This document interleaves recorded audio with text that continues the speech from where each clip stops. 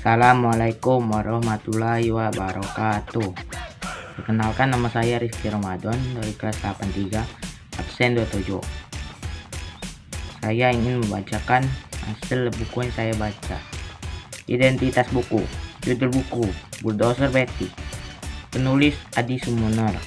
Penerbit Kementerian Pendidikan dan Kebudayaan Republik Indonesia Kemendikbud. Ilustrator Dina Rianti.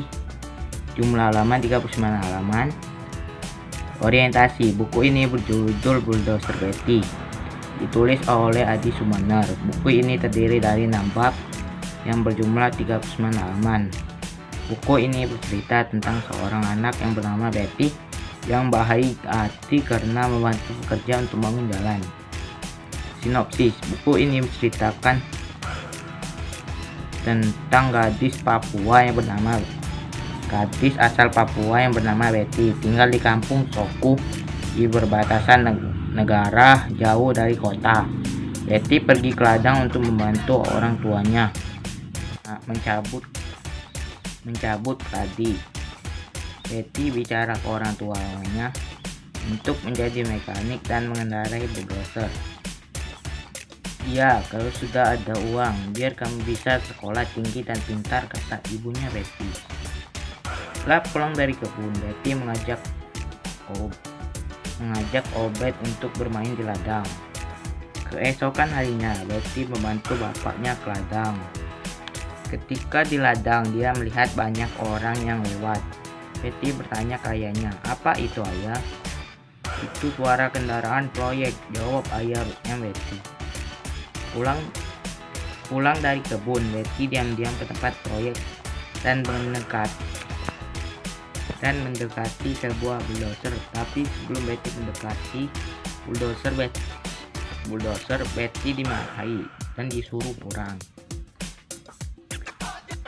Keesokan harinya, Betty kembali lagi ke tempat proyek dengan mengajak temannya Obed. Mereka mengamati pekerjaan para pekerja proyek. Mereka sangat senang melihat barisan bulldozer itu. Setelah menunggu lama, akhirnya manajer proyek keluar dan menaruh tasnya di tanah. Tapi manajer itu lupa membawa tasnya.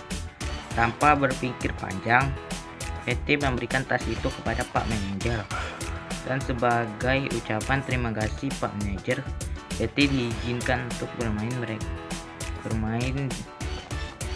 di sana sampai Betty lupa membawa mainannya. Keesokan harinya, Betty ingin mengambil mainannya, tapi Betty terkejut karena dibilang pencuri. Lalu Betty berlari karena ketakutan. Mainan Betty jatuh dan terinjak oleh para pekerja. Betty ditangkap dan dibawa ke manajer. "Ah, kamu ini bikin tambah pusing.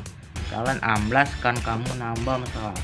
Mungkin saya bisa membantu," kata Betty. "Ah, kamu tahu apa? Pulang sana," kata manajer.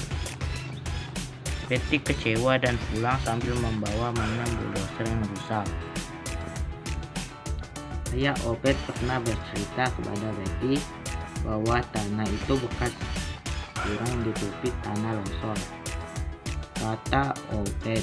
Betty bergegas pergi ke arah manajer untuk menjelaskan, tapi manajer tidak mau mendengarkan dan berkata, "Tanah ini kokoh dan ada rute terpendek ke desa tetangga. Untuk kalian pasti membuang banyak waktu dan biaya." Dan manajer mengusir Betty dan Obed.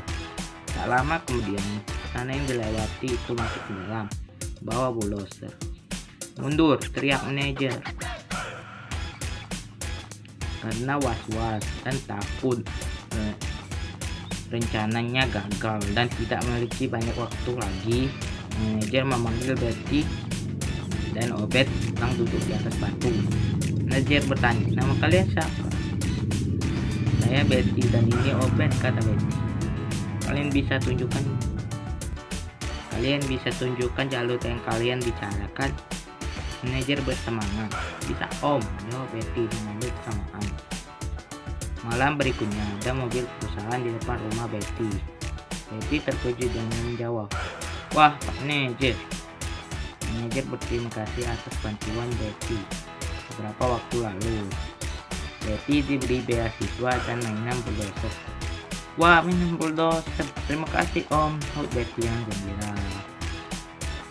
Analisis. Buku ini memiliki kelebihan yaitu solusi gambar yang bagus, kata-kata yang mudah dipahami, dan juga gambar yang sama dengan kata-kata yang ada di cerita.